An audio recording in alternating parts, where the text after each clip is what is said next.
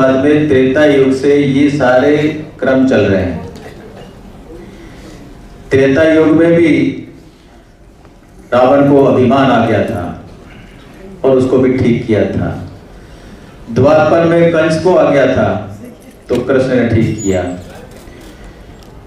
और एक युग में उसको आ गया था, क्या नाम, प्रहलाद हिरण्यकश्यप को तो अपने पुत्र ने उसका घमंड तोड़ा था। अच्छा काम करने वाले बहुत ज्यादा लोग नहीं होते हैं, कम होते हैं, लेकिन अंतिम जीत सत्य की होती है भाइयों बहनों, अंतिम जीत सत्य की। आप और हम सत्य पर चलने वाले हैं। और दूसरी बात, हम भारतीय जनता पार्टी के कार्यकर्ता हैं। जिस पार्टी का विचार है देश पहले, उसके बाद मेरी विचारधारा, और तीसरे पायदान पर मैं हूं। उस विचार को लेकर चलते हैं। हम केवल कोई किसी पद के लिए नहीं आए, एमएलए एमपी बनाने के लिए हम नहीं है, प्रधान सरपंच बनाने के लिए नहीं है। हमारे लिए इस भारत मां को पुनः परम वैभव पर पहुंचाने का लक्ष्य है, उसको पूरा करना है। हम एक श्लोक बोलते हैं, जीवन कुछ चढ़ा चरणों में ये मांगे मां वरदान, तेरा वैभव अमर रहे मां, हम दिन चार रहने रहे। उस लक्ष्य की प्राप्ति के लिए हम हैं तो कमर बांध करके चलते जाओ। स्वामी विवेकानंद ने कहा था, चरेवती चरेवती चलते जाओ, लक्ष्य प्राप्त नहीं तब तक चलते रहो। अपने लक्ष्य की प्राप्ति के लिए अपने रास्ते पर सही दिशा में चलते रहोगे तो अंतिम विजय आपकी होगी। भाइयों बहनों, आपके आशीर्वाद से राजस्थान में सरकार बनी और 6 महीने हुए हैं, ये पहला बजट है। आपने बजट देखा होगा, आपको खुशी हुई है ना? हम सबको कल्पना नहीं थी, शानदार और शानदार बजट दे करके सभी कार्यकर्ता और जनता के किए हुए वादों को पूरे करने का काम किया। इसके लिए हमारे प्रदेश के मुख्यमंत्री आदरणीय भजन लाल जी और हमारे वित्त मंत्री उप मुख्यमंत्री दिया कुमारी जी और हमारे प्रदेश के पार्टी के मुखिया आदरणीय सीपी जोशी जी को ताली बजा करके अभिवादन करें। जनता में खुशी का माहौल है, सब लोगों ने स्वागत किया है, ऐसा बजट कभी आया नहीं है। और विधानसभा में आदरणीय सीपी जी कहेंगे, हमारे प्रदेश अध्यक्ष जी, कांग्रेस के लोग भी खुशी के मारे टेबल थपथपा रहे थे, वो भी इतना अच्छा बजट दिया। इसलिए हम सब लोगों को हमारा जो बजट आया है, इस बजट की चर्चा गली, होटल, चौराहे पे जहां भी खड़े हैं, आप यही चर्चा करो, कितना जानदार बजट है जनता के लिए, इतना अच्छा बजट कभी हो नहीं सकता है। और आपको मैं भरोसा दिलाता हूं, ये पहला बजट है। जब 5 साल में हम वापस आएंगे तो आपको दावे के साथ कह सकता हूं, हमारा आपका काम किया हुआ, आपको बताया हुआ कोई भी काम बाकी नहीं रहेगा, ये भरोसा दिलाता हूं भाई। कार्यकर्ता का मान और सम्मान होगा भाइयों बहनों, लेकिन एक बात ध्यान रखना, परिक्रमा धर्म का सम्मान कम होगा भाई।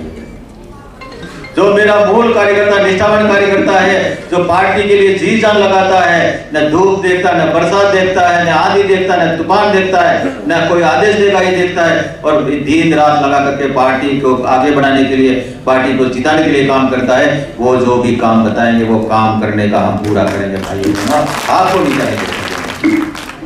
अभी बाप की बात की ज्यादा चर्चा उनकी मैं करता नहीं, क्योंकि एक जो अपन बार बार बोले ना तो 101 बार बड़ा सत्य होता है ना, इसलिए बात चर्चा करने की जरूरत नहीं है। लेकिन लोगों को इकट्ठा करके, युवाओं को इकट्ठा करके फतवे जारी करते हैं ना। अभी क्या फतवे, 2 फतवे जारी हुए। एक तो कहा कि हमारी आदिवासी जो माताएं बहनें हैं वो मांग में सिंदूर नहीं भरेगी। क्या ऐसा हो सकता है क्या? ये स्वीकार है क्या? क्या बातें बोलते हैं। माता बहनों को तो बहुत ज्यादा विरोध करना चाहिए। दूसरी बात उन्होंने कही कि माता बहनों को मंगलसूत्र हमारी संस्कृति में नहीं है। कौन से शास्त्र में लिखा, कौन से इतिहास में लिखा बता दो। मंगलसूत्र हमारा क्या है? सुहाग है, और उसको पहनना नहीं चाहिए। तो क्या पहनेंगे बताओ? क्या ये फतवे स्वीकार करोगे क्या? और दूसरी बात, एक एमएलए ने बोली है वो और महत्वपूर्ण है। उन्होंने क्या कहा कि हम थाने में भी जाएंगे, थाने को भी नहीं मानेंगे, और गांव में पंचायती करें और पंचायती को कोई नहीं मानेगा, वो देख लेना। ये भी एक फतवा है कि अगर तुम नहीं मानोगे तो क्या करेंगे। हाँ, एक बार मुझे एक अच्छे कार्यकर्ता से मैं बातचीत करा था, उन्होंने कहा भाई साहब मेरे गांव में मैं गया और रात्रि को उनका लड़का दारू पी करके आकर उसको बाप को मार रहा है, पूरी रात भर बाप को पीटा। सुबह हम गए, क्या हुआ, तो बेटा क्या बोलता है कि मैं जब भी आऊं तब मुझे तू जोहार बोल। ये बच्चा करेगा क्या?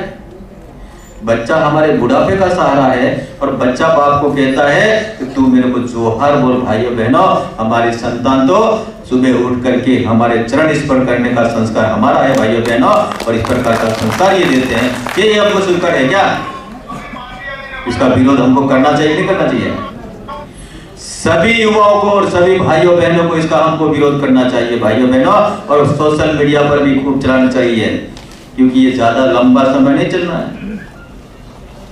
ये कुछ समय के लिए है, इनके पीछे ये नहीं चल रहे हैं, इनके पीछे और ताकतें हैं जो काम कर रही है।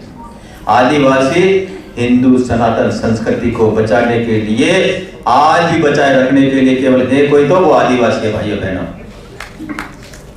बाकी जगह संस्कार कम हुआ, लेकिन आदिवासी के घर में संस्कार कम हुआ। कोई मेहमान, अतिथि देवो भव है, अगर कोई अतिथि हमारे घर में आता है तो सारे काम छोड़ करके उनकी सेवा में हम लगते हैं भाइयों बहनों। ये संस्कार है तो हमारा है, आदिवासी के पास बचा है। आज हम देवी देवी की पूजा करते तो हम करते हैं भाई बहन, आपस में राम राम करते हैं, विशुद्ध राम राम करते हैं, और कहीं कमी हो जाती है तो राम नाम सत्य से हम शमशान तक जाते हैं, और वो कहते हैं हम राम को ही नहीं मानेंगे। मतलब इस प्रकार का बादल फैला करके करना क्या चाहते हैं, किस दिशा में ले जाना चाहते हैं भाइयों बहनों। इसलिए मेरी आपसे प्रार्थना है, चुनाव तो हम जीतेंगे, और नहीं जीते तो आज ही तो कल जीतेंगे, लेकिन आप लोगों को कमर कस कर इनके सामने खड़ा रहना पड़ेगा, पूरी ताकत से खड़ा रहना पड़ेगा। और पूरी ताकत से खड़े रहो तो मैं आपको वादा करता हूँ, ये सरकार को आएगी, सरकार नहीं रहेगी। अभी तो इस राजस्थान सरकार का बजट है, अभी 23 तारीख को केंद्र का बजट आने वाला, आपको देखना लगेगा कि ये कुछ देश में कुछ काम हो रहा है, ये होगा भाइयों बहनों। इसलिए आप पूरी ताकत से लगिए, पूरी ताकत से काम करिए, निरंतर काम करिए, और अच्छे परिणाम होगा, और जीत तो अंतिम आपकी ही होनी है, इसमें चलते जाइए। यही बात कह करके आप सबका आभार। जय भारत, धन्यवाद।